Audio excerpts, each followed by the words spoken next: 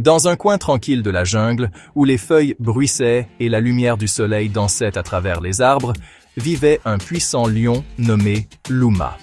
Il était le plus fort de tous les animaux, avec une crinière dorée qui miroitait comme le soleil du matin et un rugissement qui résonnait à travers les vallées. Un après-midi, alors que Luma somnolait sous un baobab, quelque chose de minuscule se faufila sur sa patte. Il ouvrit un œil paresseusement et aperçut une petite souris tremblant sur ses orteils. « Tiens, qu'avons-nous là? Un casse-croûte qui arrive directement dans mes pattes? » Je vous en prie, grand lion, je ne voulais pas vous déranger. Je poursuivais juste un duvet de pissenlit. Laissez-moi partir et je vous le promets, un jour, je vous aiderai en retour. Toi? M'aider? C'est la chose la plus absurde que j'ai jamais entendue. Mais le lion se sentait plutôt repu et bien trop confortable pour s'embarrasser d'un si petit morceau. Il s'étira, bâilla et agita sa patte. « Va-t'en, petit. » La souris s'enfuit, le cœur battant mais reconnaissante.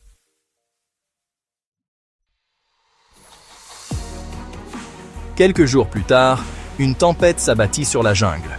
La pluie fouettait les arbres et le tonnerre secouait le ciel.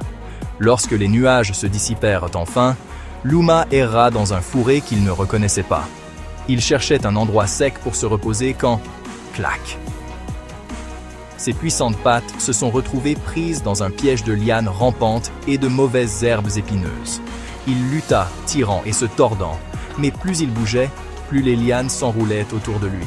Bientôt, même le fier lion ne put se libérer. Il laissa échapper un rugissement profond et grondant qui roula à travers les arbres, comme le tonnerre. Non loin de là, la petite souris entendit le rugissement et dressa les oreilles. « On dirait qu'il y a un problème, » dit-il, et il partit en courant. Lorsqu'il atteignit le fourré, il haleta. Luma était là, empêtré et piégé, sa crinière dorée ruisselante d'eau de pluie et d'inquiétude. « Ne bougez pas, je vais vous aider !» Avec ses dents rapides et ses pattes agiles, la souris rongea et grignota les lianes. Petit à petit, les mauvaises herbes résistantes cédèrent. Enfin, avec un dernier craquement, Luma était libre. Tu m'as sauvé. Vous avez été gentil avec moi une fois.